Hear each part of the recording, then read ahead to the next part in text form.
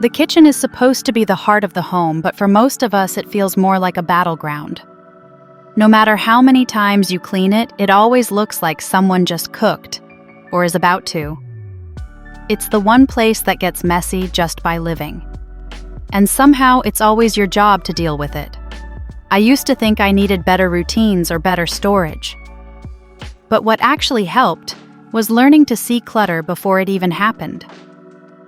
In this video, I'll show you 9 real-life shifts that helped me keep my kitchen clear without spending hours or becoming a minimalist. They're small changes, but together they made a big difference not just for my space, but for my sanity. Let's start, and the first tip might already be hiding in plain sight. You know that feeling when the entire house is more or less clean, but the kitchen still looks messy?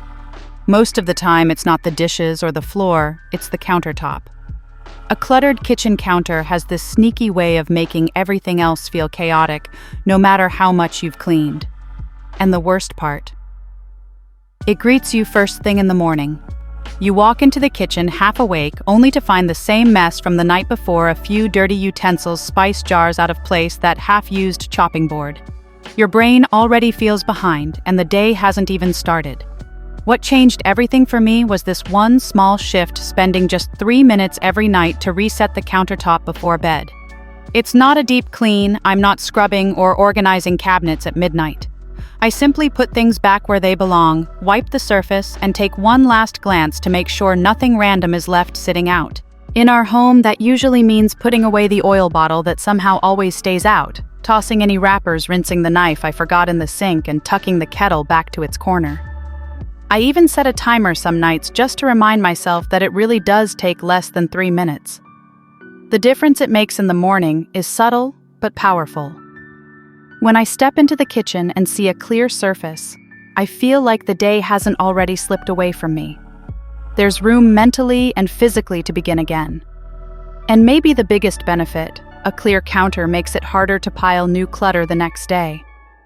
When there's space, you hesitate to fill it. When there's mess, you just add more. That's why I always say your countertop isn't just a surface, it's the emotional starting point of your day. And you can reclaim it quietly every night before you sleep. But here's the catch. Even when your counters are clear, clutter still finds its way back. Not because you're messy, but because certain items are quietly sneaking back in. If you've ever wondered why your home still feels heavy no matter how much you declutter, you need to see what I'm sharing in tomorrow's video. Trust me, once you spot them, you'll never look at your home the same way again. Now let's move to the next simple shift. And this one's all about knowing exactly how much is enough.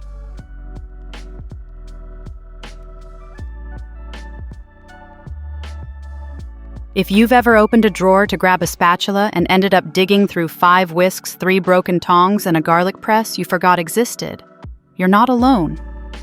Most of us don't realize how many extra tools we're storing, not because we use them, but because we haven't decided how much is enough. What helped me shift this was setting a personal limit list. I asked myself, if I were to cook a regular dinner, what are the actual tools I reach for over and over? For me, that came down to 1 small pot, 1 large pan, a sharp knife, a cutting board, and a serving spoon. That's it. Everything else duplicates novelty. Gadgets, mismatched pieces became optional. And I made a simple rule: if I buy something new, I let go of one I already have. No more adding without subtracting. Now my drawers open easily. I can see what I have. And I don't feel overwhelmed while cooking because I'm not fighting through a pile of just-in-case items. Deciding how much is enough gives you back clarity. It also makes decluttering way easier because the decision is already made. And once you've made space in your drawers, the next step is to start small. Really small, like choosing just 1 drawer to reset today. Let's go there next.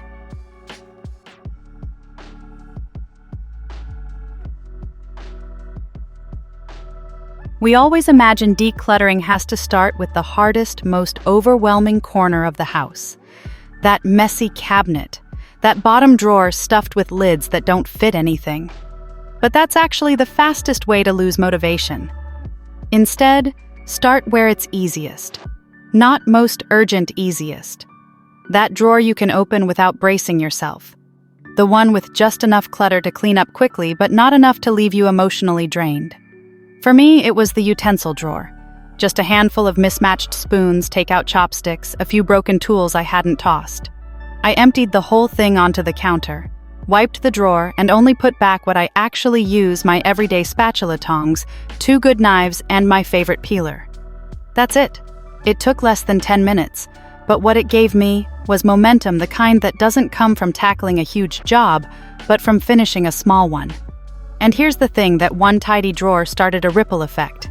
The next day I opened it and thought, that feels good. So I did one more, and another.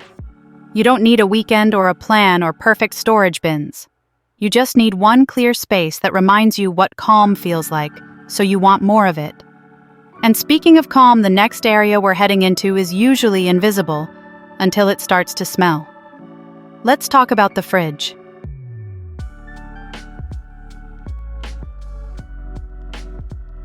The fridge is one of the easiest places to forget, not because we don't use it, but because we trust it too much.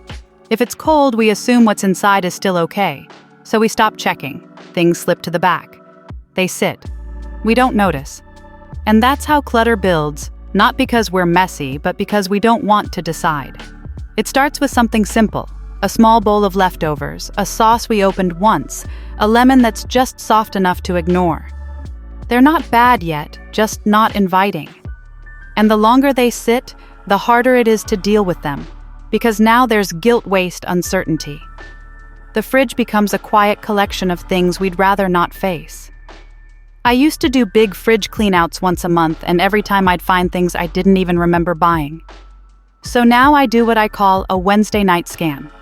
Just 10 minutes once a week right before I plan groceries. That's it. I check expiration dates, toss what's clearly done, and ask myself honestly, am I really going to use this? When I made that a routine, something shifted. I stopped overbuying. I stopped hiding leftovers I didn't want to eat. And slowly, the fridge became a space that supported me, not another place where clutter quietly piles up. So if your fridge feels full but you still don't know what to cook, start there. Once a week, one shelf at a time. And while we're talking about rhythms, let's move into a habit you can sneak into the tiniest in-between moments, because decluttering doesn't always need a whole afternoon.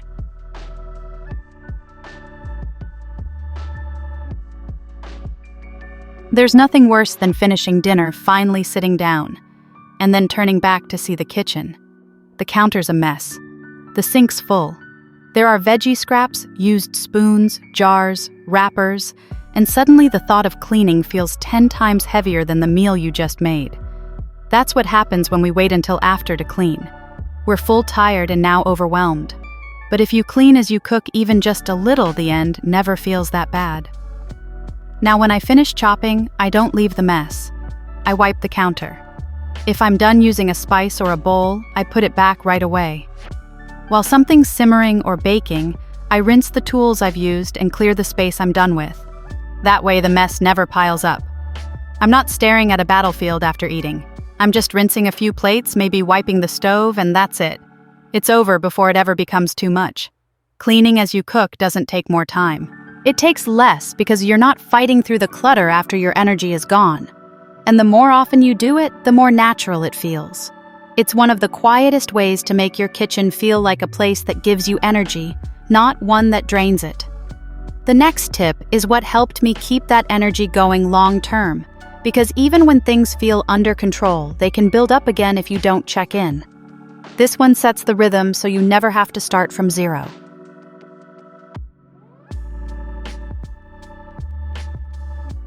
One reason clutter gets out of hand is simple. We wait until we feel like dealing with it. But the truth is, most of us never really feel like cleaning out the Tupperware drawer at 9 p.m. on a Tuesday. That's why I stopped relying on motivation and started using a checklist instead. I picked 5 key areas in my kitchen that always tend to collect clutter: the countertop, the fridge, the drawers, the dry goods shelf, and the plastic containers. Now I check one zone each week. That's it. Just one. Week 1, clear the counter. Week 2, go through the fridge. Week 3, open the drawer that's been annoying me. Week 4, check the dry goods and Tupperware situation. And if there's a 5th week, I rest. This routine means nothing gets too far gone. No area becomes a giant project. And honestly, it takes less than 15 minutes because I'm catching things before they pile up.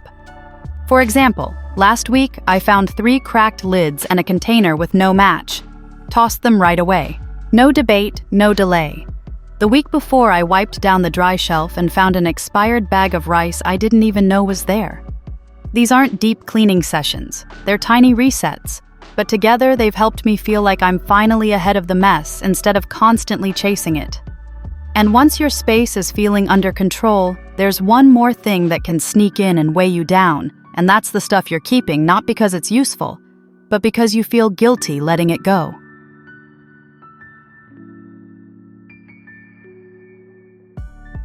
We all have them, the pretty dish set you've never used, the teapot from a friend that doesn't match anything in your kitchen, the serving bowl that's too nice to use so it sat in the cabinet for 3 years. They're not clutter in the usual sense. They're not broken. They're not junk. But you don't love them. You don't reach for them. You just keep them. Because they were a gift, or because they were expensive, or because it feels wrong to let them go. But that silent pressure builds. And soon your cabinets are filled with things that don't serve you just because you feel bad. The shift I made was simple. I stopped forcing myself to decide right away. I created a space in my home, just a small shelf or box, and called it Check Again in 30 days. Anytime I felt unsure about something or felt that emotional hesitation, I put it there. Not thrown away, not donated yet, just out of sight. And after 30 days, I checked in. Most of the time, I realized I hadn't thought about the item once. That made it so much easier to let go, or to finally use it if I chose to keep it. Decluttering doesn't need to be cold or ruthless, but it does need honesty. If something isn't part of your real daily life, it's okay to let it go, or pass it on to someone who will use it. This way, your kitchen holds only what reflects you today, not the version of you you're trying to justify from the past. And speaking of that, the next tip is about things we think are useful, but they're secretly eating up space and creating more chaos than we realize.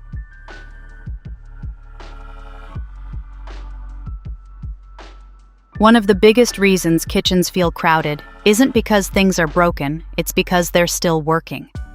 And that's where we get stuck. You look at the extra blender or the air fryer you barely touch and think, but it's still good, so you keep it on the counter or in the cabinet, just in case. But here's the truth. Still good doesn't mean still useful, at least not for you, not right now. And every time you keep something out of guilt or habit, even if it's in perfect condition, it takes up space that your daily life actually needs. I had a second slow cooker that I kept because, well, what if one day we need 2? But I hadn't used it in almost a year. Meanwhile, it was sitting there, taking up room, collecting dust, and making the cabinet harder to organize. Instead of tossing it, I asked who would actually use this right now. I offered it to a friend who'd just moved out on her own, and she was thrilled. I got my space back, and it felt like a gift, not a loss. And for things I still value, but don't use often, like the big roasting tray I only need at Christmas, I moved them to a different space. A shelf in the storage room. Anywhere that's not the kitchen.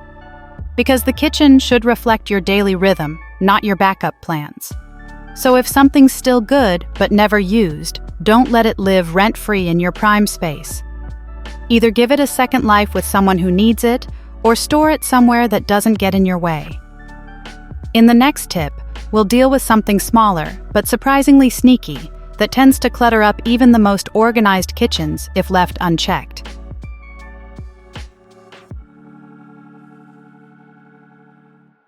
Small kitchens aren't the problem. Wasted vertical space is. What often makes it feel cluttered isn't the size, it's the wasted space we haven't used yet. Most of us organize side-to-side drawers to cabinets to counters. But vertical space. That's where the magic is. You'd be surprised how much more your kitchen can hold and how much neater it can feel when you go up, that empty space above your plates. Add a tiered shelf, and now every dish is easy to grab without creating a wobbling stack. That unused cabinet door. Add stick-on hooks, and suddenly you've got a home for pot lids or oven mitts. Even a narrow hanging basket on the wall can take care of wraps, foil, or snack bags, items that usually float around without a place. A small space doesn't mean you have to cut back. It just means your layout needs to be smarter. Use your walls, your insides of cabinets. The space under your shelves and your kitchen becomes calmer, clearer, and more functional without needing a remodel. And if you're holding on to things simply because they're still good, even though you never use them, the next tip might gently challenge your thinking and help you free up even more space without guilt. You don't need to overhaul your whole kitchen or become a minimalist overnight. I've just walked you through 9 small yet powerful shifts. All things I've personally done to make our kitchen feel calmer, cleaner, and less stressful to return to each day. And if even just one of those shifts helped your space feel more manageable, that's already progress. 1 drawer clearer, 1 shelf, calmer, 1 thought, lighter. That's how real change sticks. If you're someone who's constantly wondering why your kitchen still feels messy, even after decluttering, there's a reason. Some items create invisible clutter even when they look harmless or useful. I'll share exactly what they are and how to finally stop them from creeping back in the next video. Trust me, once you see it, you won't unsee it. It's the kind of video that changes how you shop, store, and see your home. Don't miss it. And if this one brought you a little peace or clarity, go ahead and hit, like that's how I'll know to keep making videos that truly help you feel better in your space.